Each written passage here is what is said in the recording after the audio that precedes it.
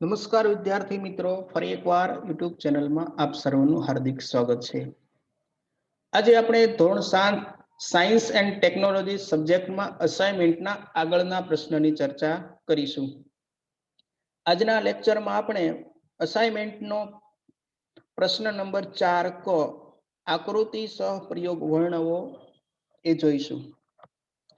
પ્રશ્ન 4 ક ની અંદર વિદ્યાર્થી મિત્રો છે એ બે પ્રયોગ છે તે હોય છે. આ બે માંથી ગમે તે એક પ્રયોગ છે એનું આકૃતિ સહિત વર્ણન છે તે કરવાનું હોય છે અને સંપૂર્ણ જવાબ જો સાચો પડે તો તમને 6 ગુણ છે તે પ્રાપ્ત થતા હોય છે. પ્રયોગ છે એ પ્રયોગના જુદા જુદા અંગ હોય છે. દરેક અંગ છે એ દરેક અંગનો ગુણભાર છે તે જુદો જુદો હોય છે. જેમ કે હેતુ, સાધનો પદાર્થો, આકૃતિ, પદ્ધતિ, અવલોકન, નિર્ણય વગેરે. તો હેતુ, સાધનો પદાર્થો, આકૃતિ, પદ્ધતિ, અવલોકન, નિર્ણય આ બધું જેટલું તમે લખો એટલા ગુણ મળે. ફક્ત હેતુ લખો તો 1 ગુણ મળશે, સાધનો પદાર્થ લખો તો એનો 1 ગુણ હોય, આકૃતિનો 1 ગુણ હોય, 1 ગુણ પદ્ધતિનો હોય, 1 અવલોકનનો અને 1 નિર્ણયનો. આમ બધું જ તમે લખ્યું હોય તો 6 માર્ક્સ છે તે તમને મળે. પ્રયોગની અંદર સૌથી પહેલા આવે છે હેતુ.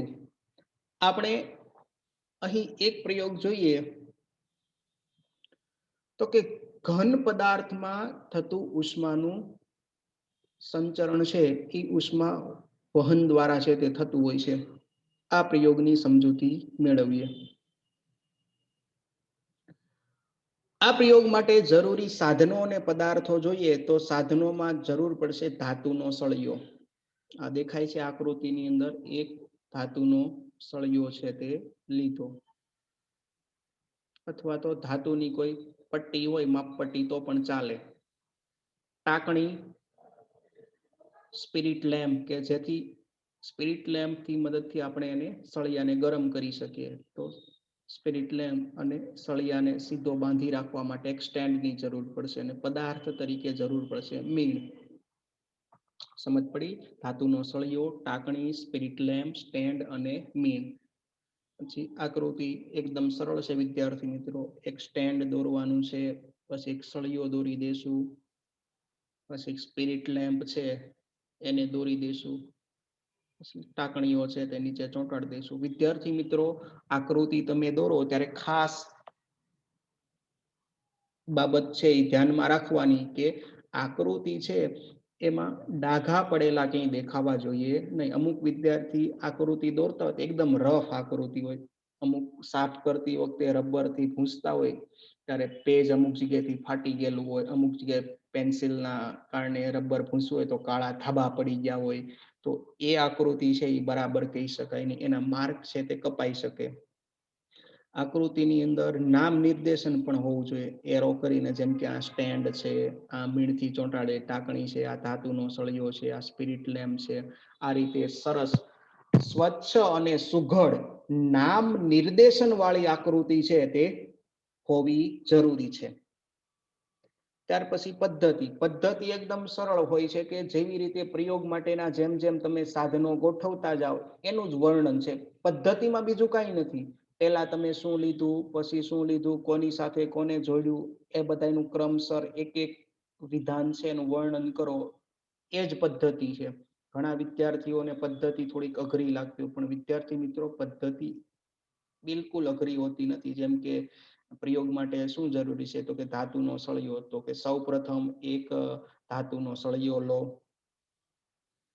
ધાતુના આ સળિયા પર મીણની મદદથી સરખા અંતરે ટાંકણીઓ ચોંટાડો, ધાતુના સળિયાના સ્ટેન્ડમાં એક છેડેથી ગોઠવી દો. અહીં આકૃતિમાં જોયું કે એક છેડેથી આપણે સળિયાને છે તે ગોઠવી દીધો, ટાંકણીઓ ચોંટાડેલો સળિયો, બીજો છેડો એનો ખુલ્લો મુક્ત છેડો હશે. બીજો જે છેડો મુક્ત છે બીજા છેડેથી ધાતુના સળિયાને સ્પિરિટ લેમ્પથી ગરમ કરો. તો આ વિદ્યાર્થી મિત્રો આકૃતિમાં તમને દેખાય છે કે આ ભાગે સ્પિરિટ લેમ્પની મદદથી ધાતુનો સળિયો છે એ ગરમ થાય છે. ગરમી આપતા ગરમ સળિયા પર ટાંકણીઓ જે ચોંટાડેલી છે એ હવે શું થશે કે નીચે પડશે. તો આ ટાંકણીઓ કયા ક્રમમાં અને સાથી નીચે પડે છે તે જુઓ અને એની નોંધ અવલોકનમાં કરો. ટાંકણીઓ જે નીચે પડે એ કયા ક્રમસર પડે છે એની નોંધ ક્યાં કરવાની છે? તો અવલોકનમાં. અવલોકન ત્યાર પછી આવશે. અવલોકનમાં શું હોય વિદ્યાર્થી મિત્રો કે પ્રયોગ થતો હોય એ દરમિયાન આપણને નવું શું દેખાણું, બરાબર? આપણને પ્રયોગના અંતે શું દેખાણું?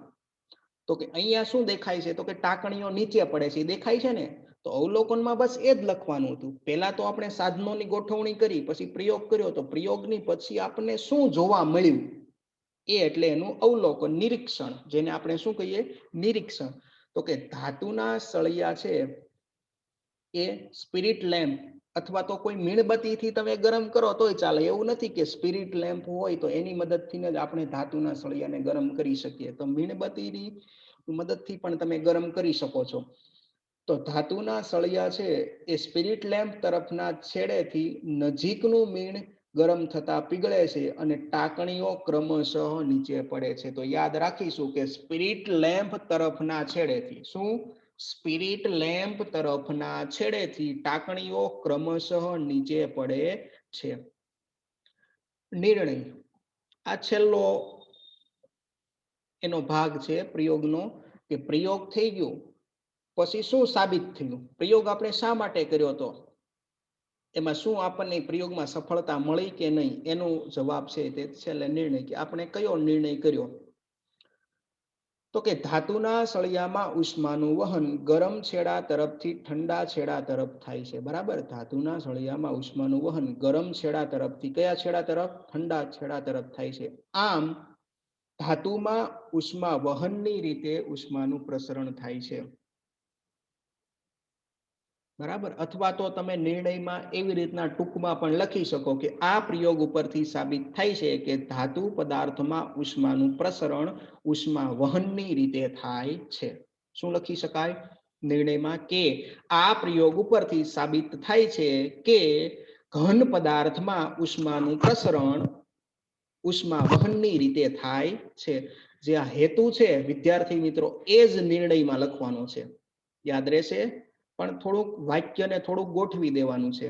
સમજ પડી ને? તો કે છેલ્લે નિર્ણયની અંદર હેતુ લખી નાખવાનો. એટલે તમને બધા ટોપિક લખ્યા હોય, બધા મુદ્દાઓ, તો તમને 6 માંથી 6 ગુણ છે તે મળે.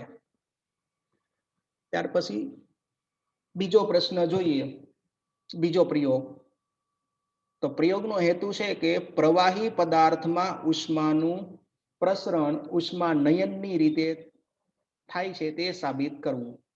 ઘન પદાર્થમાં પ્રસરણ ઉષ્મા વહનની રીતે થતું હતું, જ્યારે બીજો પ્રયોગ આ છે એમાં શું છે કે પ્રવાહી પદાર્થમાં ઉષ્માનું પ્રસરણ ઉષ્મા નયનની રીતે થાય છે તે સાબિત કરવું. પ્રયોગ કરવા માટે જરૂરી સાધનો વસ્તુ જોઈએ તો કઈ કઈ વસ્તુની જરૂર પડશે? તો કે સ્ટેન્ડની જરૂર પડશે, બરાબર ને? ત્યાર પછી તમારે એક સ્પિરિટ લેમ્પની જરૂર પડશે. પછી ચંબુ કે જેમાં પાણી ભરવાનું છે, બરાબર? એટલે એક ચંબુ, કાચનું પાત્ર. અહીંયા દેખાય છે ને? આ ચંબુ છે, આ રીતનું કાચનું પાત્ર. આવા પાત્રને ચંબુના નામથી ઓળખવામાં આવતું હોય છે. તો એક ચંબુ. ત્યાર પછી ચંબુને રાખવા માટે એક ત્રિપાઈની જરૂર પડશે. ત્રિપાઈ ઉપર જાળી મૂકી અને એના ઉપર ચંબુને ગોઠવવાનો હોય છે, બરાબર? તો સ્ટેન્ડ, સ્પિરિટ લેમ્પ, ચંબુ, ત્રિપાઈ, જાળી અને પદાર્થ તરીકે જરૂર પડશે પાણી અને પોટેશિયમ પરમેંગેનેટ. શું?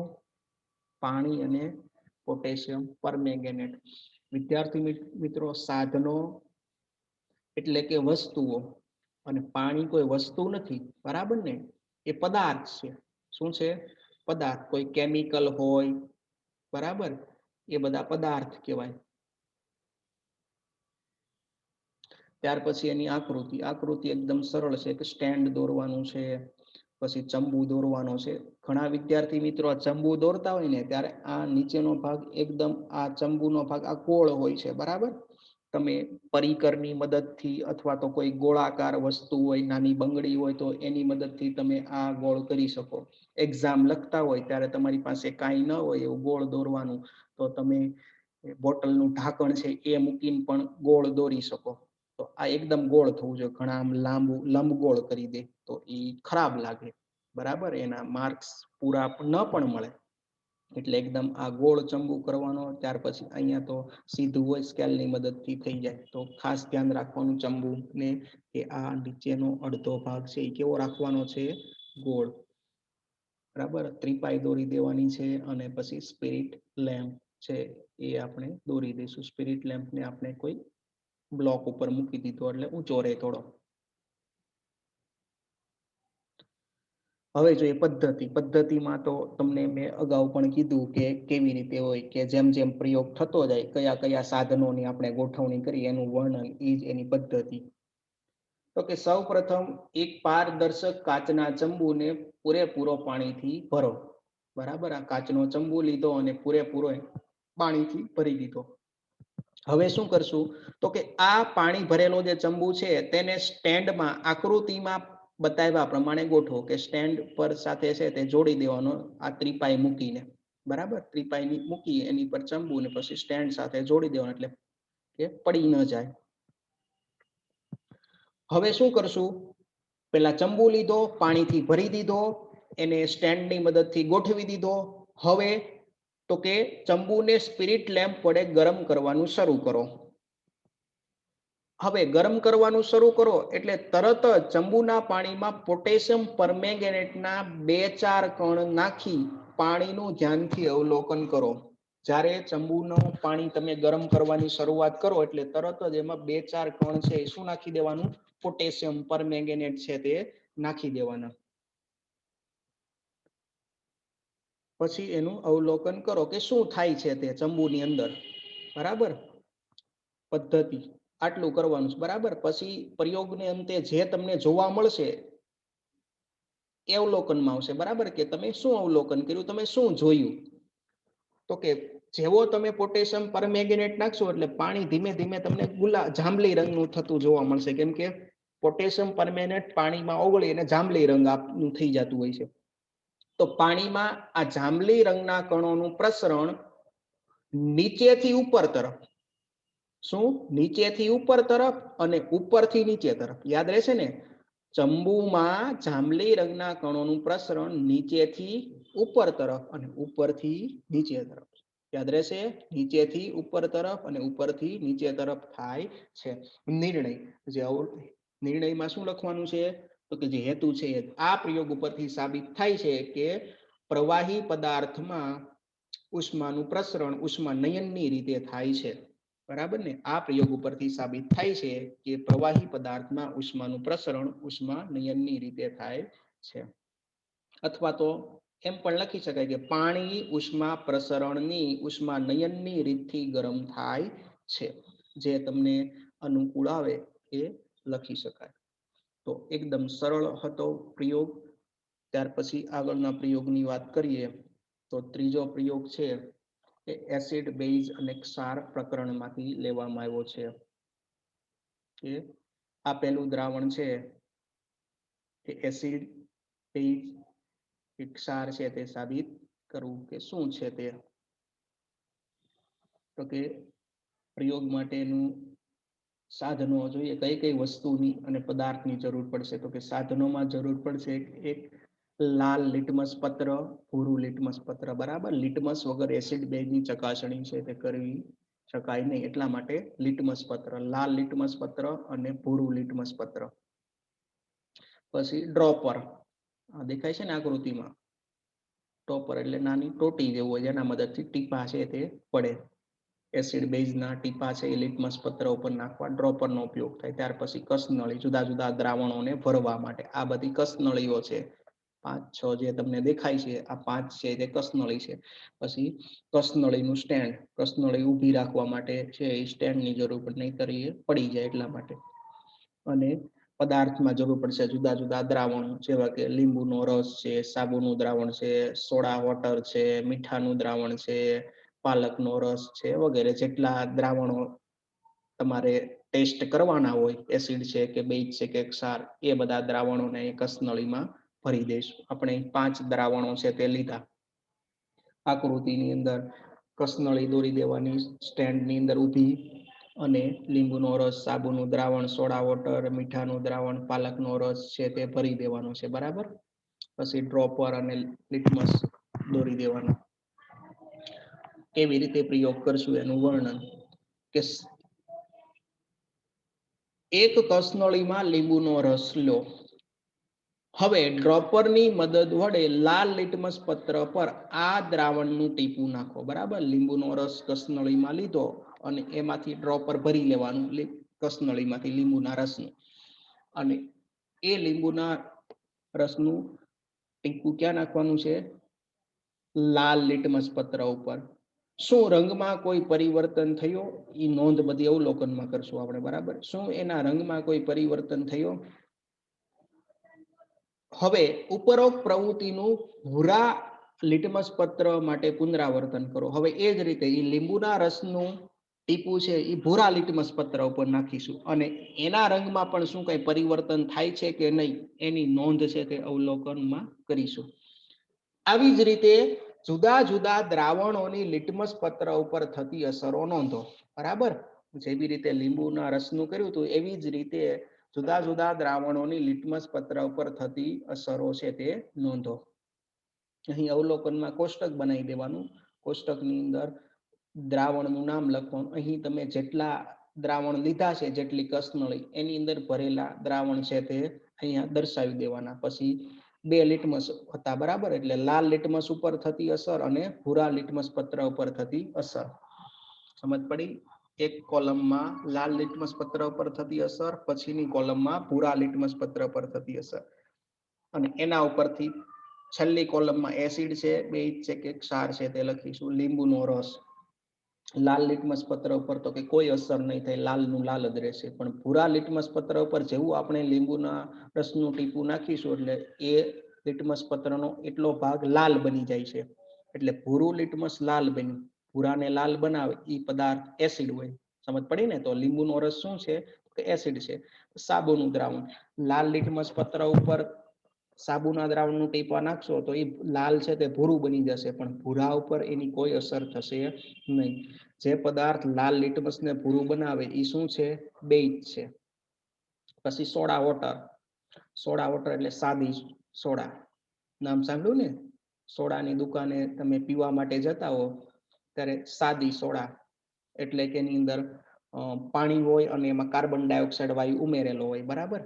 ગેસ ભરેલો હોય ને, કાર્બન ડાયોક્સાઇડ એ હોય ભરેલો. તો એ ગેસ ભરેલું જે છે એ સાદી સોડા છે. બરાબર. એને સોડા વોટર કહેવાય. તો એ સોડા વોટરનું ટીપું તમે લાલ લિટમસ પત્ર ઉપર નાખશો તો કોઈ અસર નહીં થાય, પણ ભૂરા લિટમસ પત્ર ઉપર નાખશો એટલે તરત લાલ બની જશે. એટલે એ શું છે? એસિડ છે.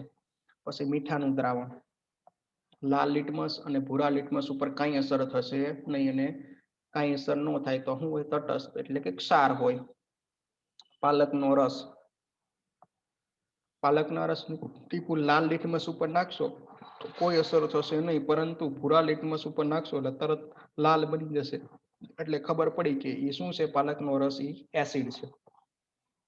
તો સમજ પડી? આ રીતે જેટલા તમે કસનળીઓ લીધી છે એ કોષ્ટકમાં દરેકનું લાલ લિટમસ અને ભૂરા લિટમસ ઉપર અસર છે તે નોંધી દેવાની, અને સામે એસિડ છે કે બેઝ છે તે દર્શાવી દેવાનું. ત્યાર પછી એનો નિર્ણય જોઈએ તો કે પેલું જોઈએ તો કે એસિડિક દ્રાવણો ભૂરા લિટમસને લાલ બનાવે છે. ખ્યાલ જ છે આપણને. બરાબર. એસિડિક દ્રાવણો ભૂરા લિટમસ પત્રને લાલ બનાવે છે, પરંતુ લાલ લિટમસ પત્ર પર કંઈ અસર કરતા નથી. એ જ રીતે એની વિરુદ્ધ કે બેઝિક દ્રાવણો લાલ લિટમસ પત્રને ભૂરું બનાવે છે, પરંતુ ભૂરા લિટમસ પત્ર પર કંઈ અસર કરતા નથી. ત્યાર પછી તટસ્થ દ્રાવણો લાલ કે ભૂરા એક પણ લિટમસ પત્ર ઉપર કોઈ અસર કરતા નથી. તો આ થયું આપેલું દ્રાવણ એસિડ છે, બેઝ છે કે ક્ષાર છે એની જાણકારી આપતો પ્રયોગ. ત્યાર પછી હવે લાસ્ટ પ્રયોગ આપણે છેલ્લો પ્રયોગ જોઈએ, પછી આજનો લેક્ચર છે તે અહીં પૂરો થઈ જશે. બરાબર. ચોથો પ્રયોગ જોઈએ તો કે ચોથા પ્રયોગનો હેતુ છે કે હવા દબાણ કરે છે તે સાબિત કરવું. આપણી આજુબાજુ છે એ હવા રહેલી છે પણ દબાણ કરે છે કે નથી કરતી એનો આપણને અનુભૂતિ ખ્યાલ નથી આવતો, પણ એ સાબિત કરવું હોય તો એના માટેનો પ્રયોગ છે. પ્રયોગ કરવા માટે શાની જરૂર પડશે તો કે ઢાંકણ સહિત પતરાનો ડબ્બો. બરાબર ને, પતરાનો ડબ્બો. ઘરે તેલનો ડબ્બો ખાલી થઈ ગયો હોય પણ ઢાંકણ વાળો વ્યવસ્થિત ડબ્બો હોય, ક્યાંથી તૂટેલો ન હોય, તો એ પતરાનો ડબ્બો છે તે લઈ શકાય, તેલનો ડબ્બો છે તે લઈ શકાય છે. બરાબર. તો ઢાંકણ સાથેનો પતરાનો ડબ્બો. પણ વિદ્યાર્થી મિત્રો યાદ રાખીશું આ ડબ્બો છે એ હવા ચુસ્ત રીતે ઢાંકણ બંધ થઈ શકે એવો હોવો જોઈએ. બીજું છે સ્ટવ. બરાબર. આ સ્ટવ પ્રાઇમસ છે એ લીધો એને ગરમ કરવા માટે, અંદર પાણી ભરીને ગરમ કરવાનું છે એટલા માટે સ્ટવ અને પાણી. બરાબર. તો ડબ્બો, સ્ટવ અને પાણી યાદ રહેશે. સાધન 3 જ છે, ડબ્બો, સ્ટવ અને પાણી. પછી આકૃતિ. આકૃતિ થોડી અઘરી છે પણ વ્યવસ્થિત પ્રેક્ટિસ કરશો તો વિદ્યાર્થી મિત્રો આકૃતિ છે તે શીખી જવાય એવી જ છે. આ છે તે પતરાનો ડબ્બો છે તે દોરી દેવાનો એક સરસ મજાનો. પછી નીચે છે એ પ્રાઇમસ છે સ્ટવ, એ દોરી દઈશું. ત્યાર પછી આ બાજુ છે તે કચડાઈ ગયેલો ડબ્બો છે એ છે તે દોરી દઈશું. સમજ પડી ને. નામ નિર્દેશન કરવાનું ભૂલશું નહીં. નામ નિર્દેશન કરવા ફરજિયાત હોય એટલે નામ બધી જગ્યાએ જે જે વસ્તુ છે એ દરેક વસ્તુના નામ છે તે લખી દેવાના. બરાબર. નામ નિર્દેશન તો હોવું જ જોઈએ. અને બીજું શું કે આકૃતિ ડાઘ વગરની સ્વચ્છ અને સુઘડ હોવી અનિવાર્ય છે. તો હવે પ્રયોગ કેવી રીતે કરશું, કયા કયા સાધનોને ગોઠવશું, તો એની વાત એટલે પદ્ધતિ. સૌ પ્રથમ હવા ચુસ્ત થઈ શકે તેવો એક ઢાંકણ સહિતનો પતરાનો ડબ્બો લો. ઉદાહરણ તરીકે તમે તેલનો ડબ્બો લઈ શકો. ડબ્બાનું ઢાંકણ ખોલી નાખો. બરાબર. શું લીધું તો કે હવા ચુસ્ત થઈ શકે એવા ઢાંકણ સહિતનો ડબ્બો લીધો. હવે શું કર્યું તો કે ઢાંકણને ખોલી નાખ્યું. ઢાંકણ ખોલ્યા પછી શું કરશું તો કે ઢાંકણ વગરના આ ડબ્બામાં થોડું પાણી ભરો અને પછી તેને સ્ટવ પર મૂકો અને ધીમે ધીમે ગરમ કરો. સૌ પહેલા એક ડબ્બો લીધો, એનું ઢાંકણ ખોલી અને એમાં થોડું શું ભરી દીધું, પાણી ભરી દીધું. અને પછી એને આપણે ઢાંકણ બંધ કરવાનું નથી, પણ ઢાંકણ બંધ કર્યા વગર જ એને શું કરશું, ગરમ કરીશું. ડબ્બામાંથી પાણીની વરાળ નીકળે ત્યારે સ્ટવ બંધ કરી દો. આ ઢાંકણ ખુલ્લું છે એટલે અહીંથી શું ધુમાડા, વરાળ છે તે નીકળવાનું શરૂ થઈ જશે. જેવી એ ઢાંકણના ખાલી ભાગેથી વરાળ નીકળવાનું શરૂ કરે એટલે સ્ટવને આપણે બંધ કરી દઈશું. પછી એને ગરમ કરવાનો નથી. અને હવે ડબ્બાને સાવધાનીથી સ્ટવ ઉપરથી નીચે ઉતારી લો. બરાબર. પાણી ગરમ થઈ ગયું એટલે હવે ડબ્બાને આપણે નીચે ઉતારી લેશું. હવે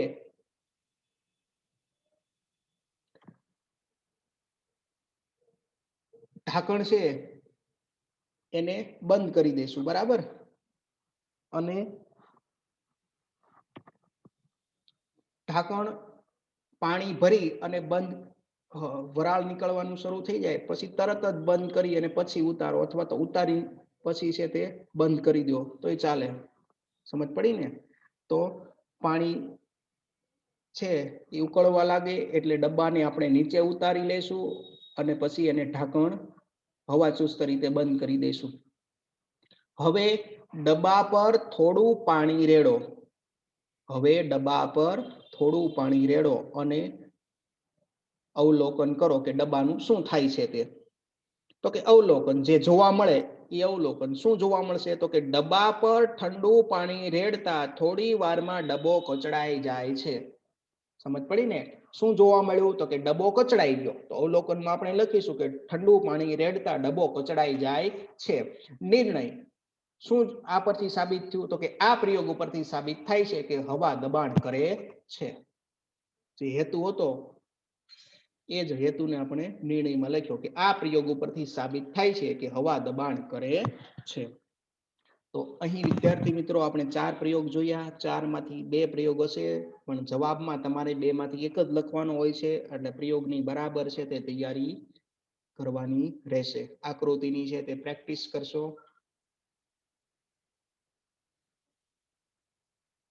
આજનો લેક્ચર અહીંયા પૂરો થાય છે. Thank you for watching.